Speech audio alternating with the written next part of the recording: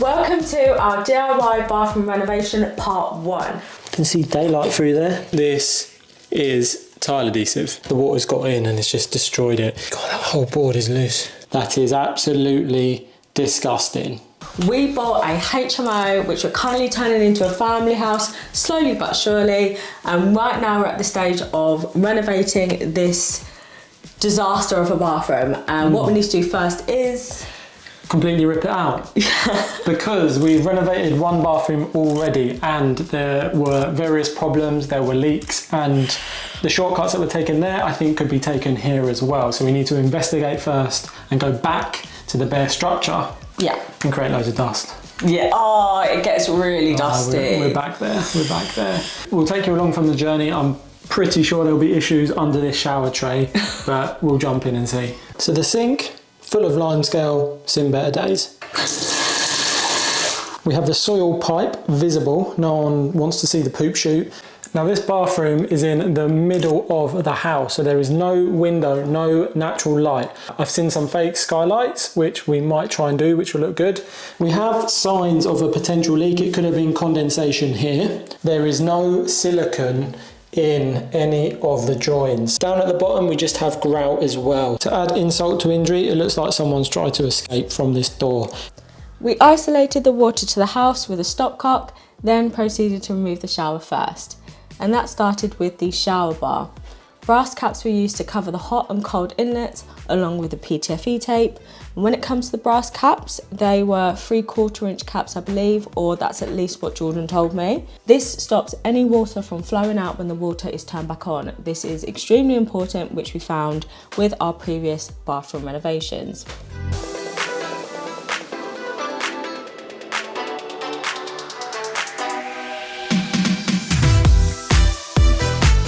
We unscrewed the shower enclosure and cut along any silicone, which surprisingly they have used against the walls, but seem to miss the memo with the tiles. As we pulled the wall mount off, the tiles were visibly loose, a sign of wild things to come. The shower riser rail was removed with the 4 screws. As Jordan told me, it's easy to go all guns blazing, but we don't know what's within these walls, so we proceeded with caution, which is best.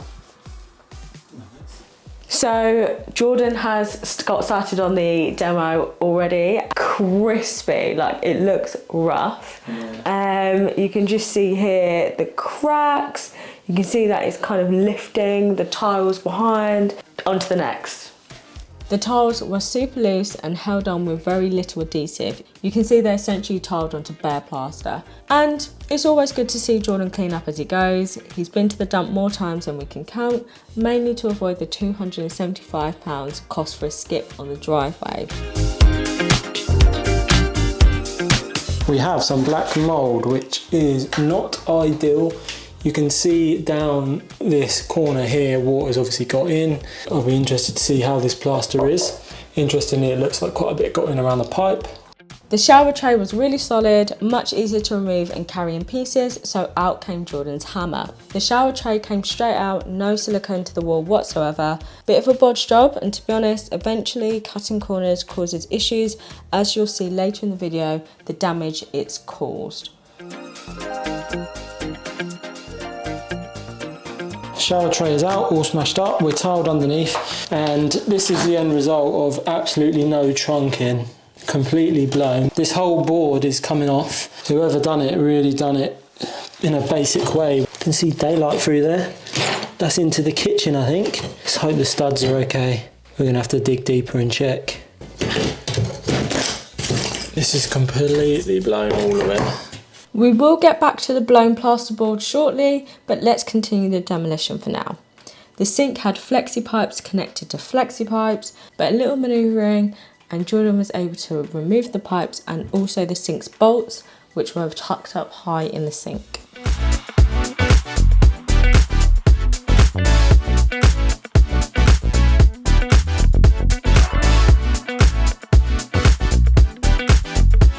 Now onto the worst part, the toilet. This is the perfect time to look away if you are eating, just as a heads up. And again, the isolator valve was turned off to prevent any water flowing through. Jordan flushed the toilet so that the majority of water was removed. And of course, all the bolts in the toilet were rusty, so Jordan couldn't remove the system from the bowl. It's not all glitz and glamour with house renovations, and this is honestly a prime example, but everything you do yourself saves some money, and that is very satisfying. All the gross water was drained, everything given a wipe down, and it's a good job you can't smell what you can see, and a good job I wasn't around when Jordan was tackling this part, because it's just a no from me. That's honestly the least fun thing I've done in a long time. And if you look at this pan connector, it's at the wrong angle. It's been collecting whatever that is in there. That is absolutely disgusting. To say the tiles around the shower were water damaged is an understatement. And because of this, they came up super easily. The rest weren't exactly hard to remove either. The tiles around the perimeter were basically all loose as well, so they came straight off. Easy peasy, lemon squeezy.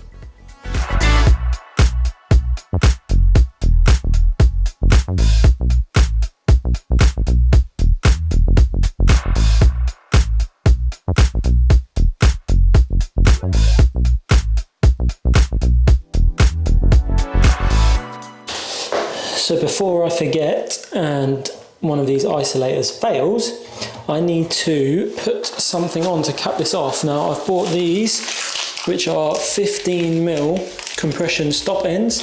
You can buy them from any sort of DIY store.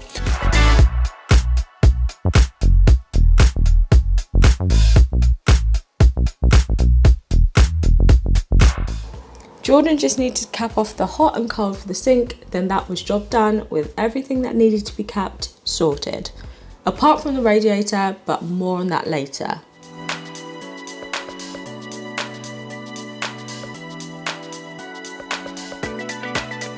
The demolition of the bathroom is clearly underway. We are now at the point where the floor needs levelling because we're going to do tiles again. They have put some board underneath the tiles I had before, the black ones, and we need to bring that up. I say we, very much Jordan. If I remember rightly, when Jordan was doing it in the kitchen, it was quite the task because there was glue used, nails that were hidden, there was just a lot going on.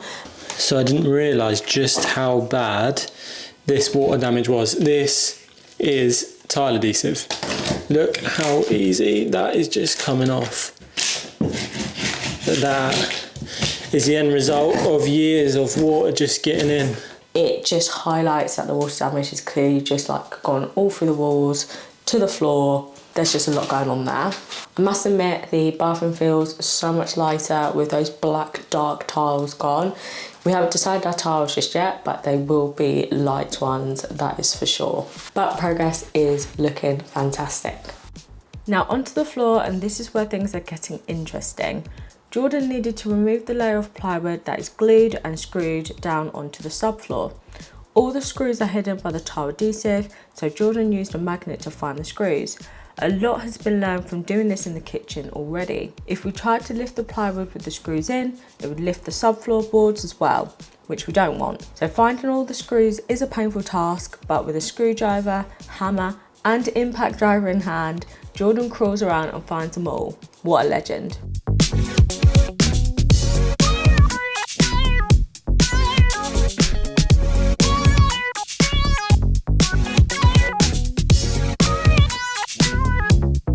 We wanted to investigate the worst section around the shower, so a cut was made with a skill saw and then crowbars used to pry the plywood up.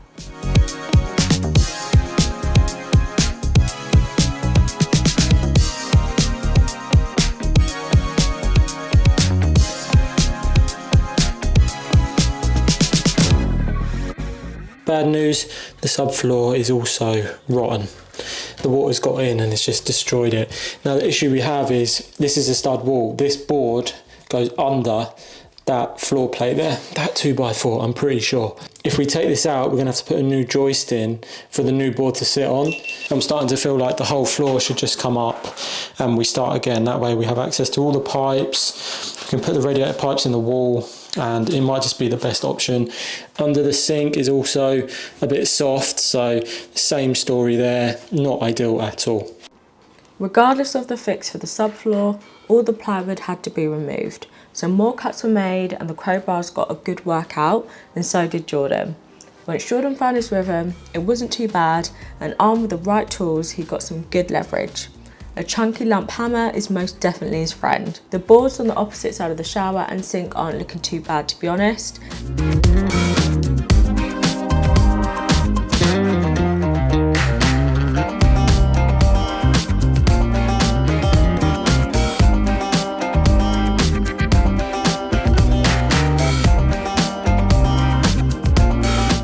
And a quick tidy at the end, and now we can see what we're working with. So this half, not too bad. So that all needs replacing at the bare minimum. However, it's all tongue and groove, it's all as one. You know, you could cut this in half and replace that. Additionally, this is a stud wall and this is a stud wall. These boards go underneath this wall and that board goes underneath that wall. There is no guarantee that there is a joist under this wall, and the same here. So if these boards are actually supporting the wall, we've got a bigger issue on our hands. But this is what can happen when you do a DIY reno. You uncover all these things. So we have uncovered some crustiness, babes. What do you think? Absolute shockers. Yes. People have definitely cut corners. It's just frustrating to see people do that. It's obviously going to end up like this with the way they've done it, but you know, here is what we are left with. So we need to work out what to do next. I think we could speak to our builder. Yeah, and just get some advice. It's very much still a DIY project, but he has so much knowledge. Yeah, he's done previous bathrooms for us, so we'll speak to him. But also, what would you do if you had this subfloor like this with, well, mould, blown boards, Spongy boards. Spongy boards, yeah. I reckon I could probably fall through that if I stood on it. Done that once in a loft. This is what we're left with. This, do you know what? The demo was needed. But do it once, do it right. Exactly.